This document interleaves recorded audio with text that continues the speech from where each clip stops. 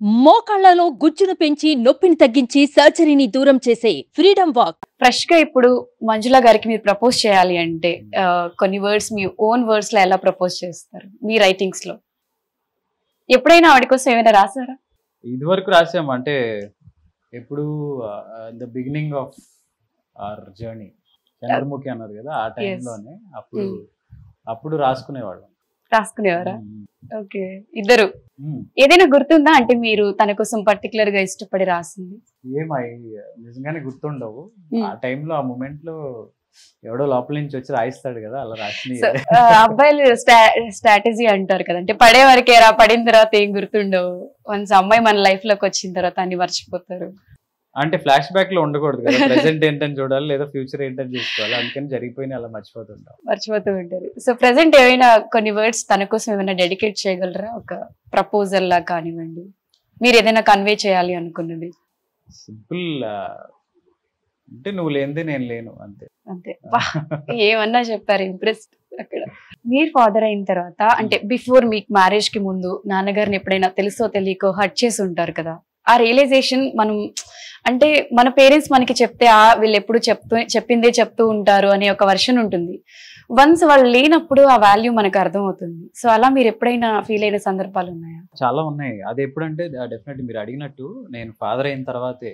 ఎందుకంటే ఆ రెస్పాన్సిబిలిటీ కానీ మనం మన పిల్లలకి చెప్తున్నప్పుడు కానీ, ఓకే మన ఫాదర్ మనకి చెప్పారు, అదే మళ్ళీ మనం చెప్తున్నాము, అప్పుడు మన బిహేవియర్ ఎలా ఉంది, ఎలా రియాక్ట్ అయ్యాము అనేది డెఫినెట్ గా గుర్తొస్తుంది. అంటే ఇది ప్రతి వాళ్ళ జీవితంలో లైఫ్ సైకిల్లో ఎక్కడో చోట స్ట్రైక్ అవుతుంది.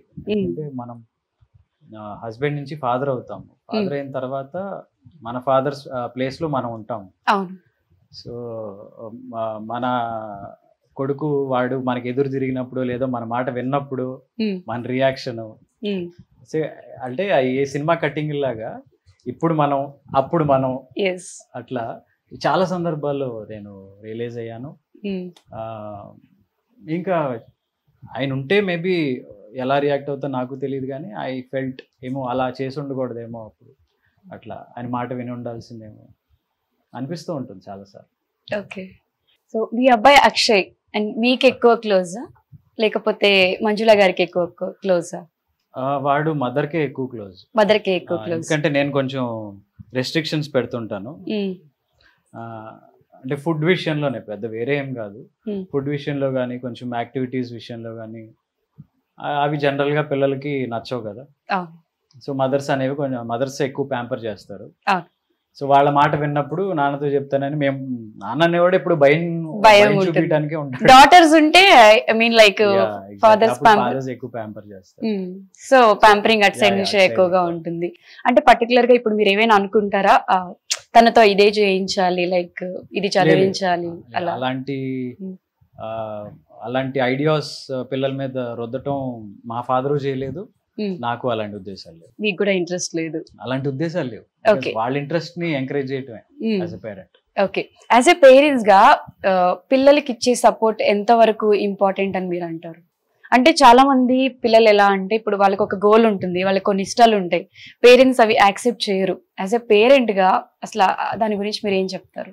ఐ థింక్ ఈ జనరేషన్ లో పిల్లలు చాలా మెచ్యూర్డ్ గా ఆలోచిస్తున్నారు, చాలా బ్రాడ్ మైండెడ్ తో ఉన్నారు, వాళ్ళకి చాలా ఐడియాస్ ఉన్నాయి.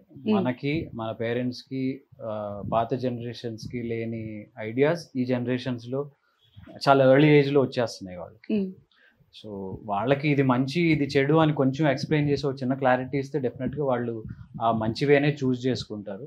యాజ్ ఎ పేరెంట్ డెఫినెట్ గా ఎవరైనా పిల్లల ఇష్టాలని సపోర్ట్ చేయాలి, చేస్తేనే వాళ్ళు నెక్స్ట్ లెవెల్కి వెళ్ళడానికి హెల్ప్ అవుతుంది. మిమ్మల్ని నిరుపం గారు అని పిలవడం కంటే కూడా అందరూ ఇప్పుడు డాక్టర్ బాబు అంటేనే ఎక్కువ గుర్తుపడుతున్నారు. నేను కష్టపడకుండా డాక్టర్ అయిపోయారు, సంపాదించిన డాక్టర్, చదవకుండా డాక్టర్ అయిపోయారు. సో నిరుపం గారు వస్తున్నారంటే నిరుపం గారు ఎవరు, డాక్టర్ బాబా అలా గుర్తుపడుతున్నారు. సో ఆ సీరియల్ ఫస్ట్ సక్సెస్ తర్వాత మీరు తీసుకున్నది బిగ్గెస్ట్ కాంప్లిమెంట్స్ ఏది అంటే ఏం చెప్తారు? కాంప్లిమెంట్స్ చాలా మంది రకరకాలుగా ఇచ్చారు, కానీ అంటే మీకు బాగా చుట్టూ ఉండేవాళ్ళు, మనం రోజు కలిసేవాళ్ళు, మనకి లేదా మన చుట్టాలు కానీ మనకి కాంప్లిమెంట్ ఇవ్వటం అనేది సహజం. అవును, కానీ ఇప్పుడు ఈ మెగాస్టార్ చిరంజీవి గారు లాంటి వాళ్ళు, వాళ్ళ అమ్మగారు పని కట్టుకుని మన ఫోన్ నెంబర్ తెలుసుకుని మనకు ఫోన్ చేసి మాట్లాడాల్సిన అవసరం లేదు. అవును. ఆవిడ ఫోన్ చేశారు, రోజు చూస్తాను చాలా బాగుంటుంది అని, అంటే వాళ్ళ ఇంట్లో మనిషిలాగా మాట్లాడారు. Okay. That is the biggest thing. అంటే వాళ్ళ అదే పవన్ కళ్యాణ్ గారి తోటలో ఉన్న మామిడికాయలు ఒకసారి వచ్చినాయి, ఒక పెద్ద బాక్స్. అండ్ బ్రహ్మానందం గారు, ఓకే, ఆయన పని కట్టుకుని కాల్ చేసి నన్ను అప్రిషియేట్ చేయాల్సిన అవసరం లేదు, ఆయన చేశారు. మురళీమోహన్ గారు చేస్తారు. సెకండ్ సీజన్ స్టార్టింగ్ అప్పుడు కూడా ఆయన కాల్ చేశారు, ఇలా ప్రోమో ఒకటి వస్తుంది, అదేంటి కొత్తదా పాతదా ఏంటి అసలు అని. మనతో ఏ అవసరం లేదు, మనతో ఏ పని లేని వాళ్ళు కూడా ఫోన్ చేసి మాట్లాడుతున్నారంటే మనల్ని ఎంత ఓన్ చేసుకున్నారు, ఎంత ఇంట్లో మనిషిలా ట్రీట్ చేస్తున్నారు అనేది అనిపిస్తూ ఉంటుంది. అవును. అంటే ఇన్ని సీరియల్స్ వచ్చాయి, ఎన్నో ఎపిసోడ్స్ అయిపోయాయి, ఎంతో మంది హీరోస్ వచ్చారు వెళ్ళిపోయారు, బట్ కార్తీక దీపంకి వచ్చినంత క్రేజ్ సీరియల్స్ లో ఏ సీరియల్ కి రాలేదు. మంచు లక్ష్మి గారు కూడా ట్వీట్ చేశారు, మా మదర్ ఇలా ఫీల్ అవుతున్నారు అని చెప్పి. సో అంటే సీరియల్స్ క్రేజ్ ని పెంచింది మీరేం చెప్పుకోవచ్చు? ఏం కాదు కానీ కార్తీక దీపం అని చెప్పొచ్చు. మేబీ ఆ స్టోరీకి అందరూ అలా కనెక్ట్ అయ్యారు, ఆ క్యారెక్టర్స్ కనెక్ట్ అయ్యారు.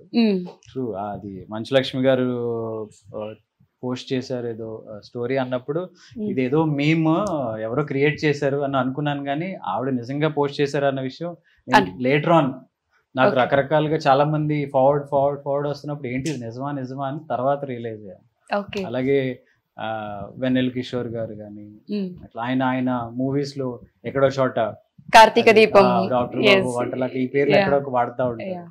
సో అట్లా అంటే కామన్ పీపుల్ సీరియల్స్ చూడడం వేరు, నార్మల్ గా ఇంట్లో అమ్మ వాళ్ళు అమ్మమ్మలు మా లాంటి వాళ్ళు చూస్తాం, బట్ సెలబ్రిటీస్ నుంచి ఈ అప్రిషియేషన్ రావడం అనేది చాలా గ్రేట్. సో ఇప్పుడు కార్తీక దీపం 1 కి ఏదైతే క్రేజ్ ఉందో 2 కి కూడా అంతే రావచ్చు అంటారా? వస్తుంది, డెఫినెట్ గా వస్తుంది. అంటే ఏ నమ్మకంతో చెప్తున్నాను అంటే, ఎమోషనల్ కనెక్ట్ సీజన్ 1 లో ఎలా ఉందో సీజన్ 2 కూడా సేమ్ అంతే ఉంటుంది.